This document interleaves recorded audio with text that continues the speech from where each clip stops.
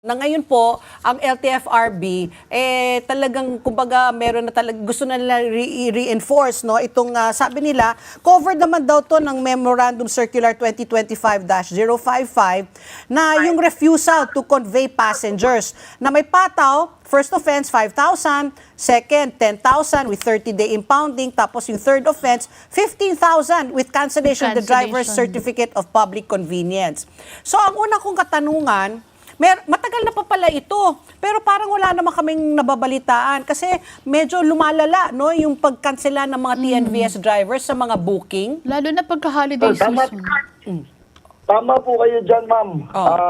Matagal na po yan. Pinagbabawal po talaga yung cancel. Actually, ito po sa taxi, yung una, ito po kasi yung street hailing na pag pinara ka, ito yung mga nire-refuse nila yung mga pasahero pag pinapara ka. Ngayon, sa application naman, pagdating sa TNVS, kapag in-accept mo ay yung pasahero, sinasabi nila dapat mag-cancel. Pero may pinaliwanag sa atin ng isang kaibigan natin sa abogado yan.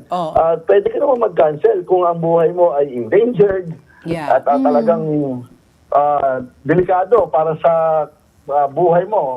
Yung pupuntahan or talagang kinutuban ka dun sa pasahero. Yan lang po yung naipaliwanag sa atin na pwedeng mag-cancel. Okay. Ang follow-up question ko dyan, June, kung bakit mo in-accept kung ikaw ay natatakot sa buhay mo? Kasi sabi mo nga, sabi ng abogado, if you feel that there's a risk to your life, di ba, then you can refuse. Hindi mo Pero na in the dapat first place, bakit mo in-accept? Number one po, bakit ko in-accept? Yan po yung tanong. Oo. Sa mga TNVS po, sa application po yan. Opo. Hindi namin nakikita yung kung sino ang itsura ng pasahero kasi minsan may nagpapabook. Okay, baba ang nagbook.